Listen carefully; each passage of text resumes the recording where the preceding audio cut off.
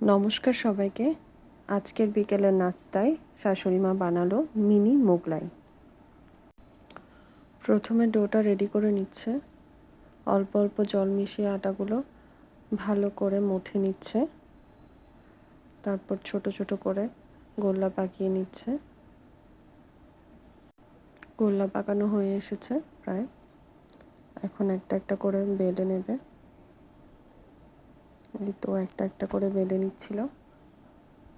ছোট ছোট করে লুচির মতো বেলে নিচ্ছে। বেলা প্রায় শেষ। এখন ডিম ভেঙে পেঁয়াজ মরিচ দিয়ে মাখিয়ে নিচ্ছে। চুলায় তেল গরমে দিয়ে দিয়েছে। বেলে রাখা পরোটাগুলোর মধ্যে হালকা গুলিয়ে রাখা ডিমগুলো দিয়ে দিচ্ছে। এখন তেলে ছেড়ে দেবে। এরকম করে কয়েকটি দিয়ে দিচ্ছে। তেলে দিয়ে দিল। ভাজা হচ্ছে এক পাশ করে। মাঝখানে একটু কেটে দিচ্ছে যাতে ভেতরেও ভালো করে সেদ্ধ হয়। এই তো রেডি আমাদের মোগলাই। ধন্যবাদ সবাইকে।